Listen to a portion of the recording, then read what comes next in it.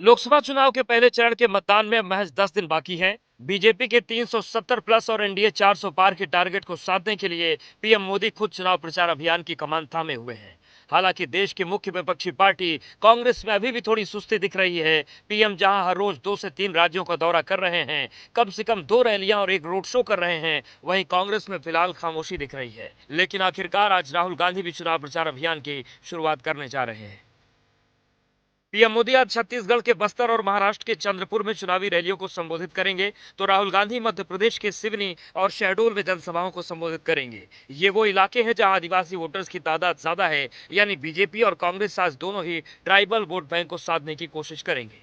PM Modi के चुनावी दौरे की शुरुआत होगी छत्तीसगढ़ से, जहां वो दोपहर 1:30 बजे बस्तर में एक चुनावी सभा को संबोधित करेंगे।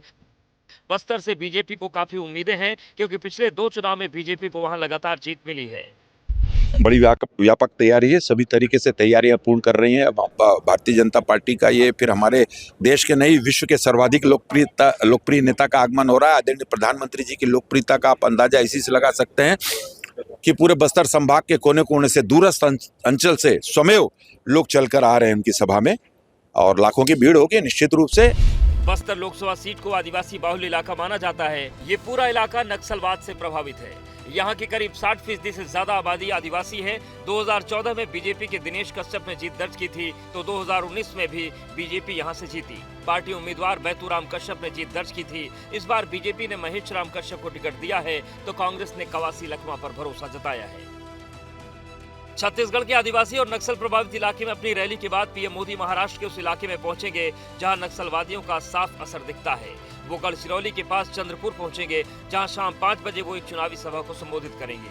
चंद्रपुर सीट पर बीजेपी का खास फोकस है। वहां 2019 में कांग्रेस के हाथों बीजेपी हार गई थी। चंद्रपुर सीट पर सबसे ज्यादा आबादी अनुसूचित जनजाति वर्ग की है। इनकी भागीदारी 17.97% है, जबकि दूसरे नंबर पर अनुसूचित जाति की आबादी है। इनकी भागीदारी 14.47% है।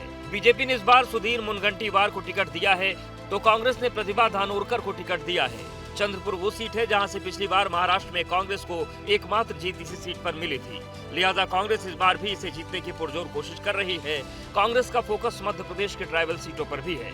लिहाजा राहुल गांधी इस चुनाव का अपना पहला प्रचार अभियान वहीं से 2 सीटों से करने जा रहे हैं। राहुल गांधी सबसे पहले दोपहर 2 बजे सिवनी जिला पहुंचेंगे, जहाँ वो धनोरा में एक जनसभा को संबोधित करेंगे। सिवनी और बालाघाट के कुछ विधानसभा इलाकों को मिलाकर बालाघाट सिवनी लोकसभा सीट का परिसीमन किया गया था। ये सीट आदिवासी बाहुल्य है। बालाघाट लोकसभा सीट के तहत अनुसूचित जाति यानी कि एससी 8% और अनुसूचित जनजाति यानी कि एसटी 24% वोटर हैं। 2019 में बालाघाट से बीजेपी के ढाल सिंह बिसेन जीते थे। इस बार उनका टिकट काटकर बीजेपी ने भारती पारधी को टिकट दिया है, तो कांग्रेस ने सम्राट सिंह सरस्वार को टिकट दिया है। सिवनी में अपनी रैली के बाद कांग्रेस के पूर्व अध्यक्ष राहुल गांधी शाम 4 बजे शहडोल पहुंचेंगे, जहां वो बाणगंगा मेला ग्राउंड में एक विशाल जनसभा को संबोधित करेंगे। मध्य प्रदेश का शहडोल उन जिलों में शामिल है जहां अनुसूचित जाति और अनुसूचित जनजाति यानी कि ट्राइबल वोटर्स की तादाद सबसे ज्यादा है।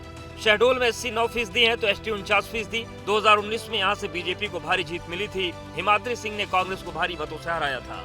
बीजेपी ने इस बार भी हिमाद्री सिंह पर भरोसा जताया है, जबकि कांग्रेस ने विधायक फुंदेलाल सिंह मार्को को उम्मीदवार बनाया है। यानी कुल मिलाकर आज 2 बड़े नेताओं की 4 बड़ी रैलियां उन इलाकों में होनी है जहां एससी एसटी वर्ग के वोटर्स की तादाद सबसे ज्यादा है।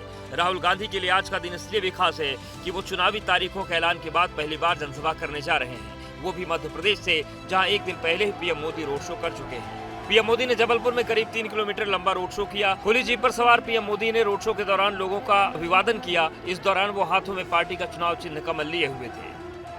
रोड शो के दौरान सड़क के दोनों तरफ बड़ी संख्या में लोग कतार में खड़े थे और मोबाइल फोन से तस्वीरें खींचते और वीडियो बनाते देखे गए।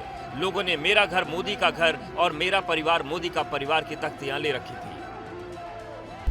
कादानी सचमुच बहुत भाग्यशाली है कि यहाँ हमारे मोदी जी आगमन हुए हैं, और मैं हमारी माँ वैष्णो देवी समिति की तरफ से मोदी जी का, पूरी संस्कार दानी की तरफ से मोदी जी का हार्दिक अभिनंदन स्वागत करती हूँ। हर हर मोदी, घर घर मोदी। मोदी जी की एक झलक देखनी थी, वो झलक देख के हम लोग खुश हो गए। भारत के लिए मोदी के अलावा और कोई नहीं काम हुआ। नहीं देखा, पहली बार देखा। आपकी बात मोदी सरकार, मोदी सरकार, हर बार मोदी सरकार। लोकसभा चुनाव के पहले चरण के लिए चुनावी प्रचार धीरे धीरे चरम पर पहुंचता जा रहा है और सभी पार्टियां वोटर्स को अपनी तरफ लुभाने में लगी हैं। देखना है कि 4 जून को नतीजा किसके पक्ष में आता है।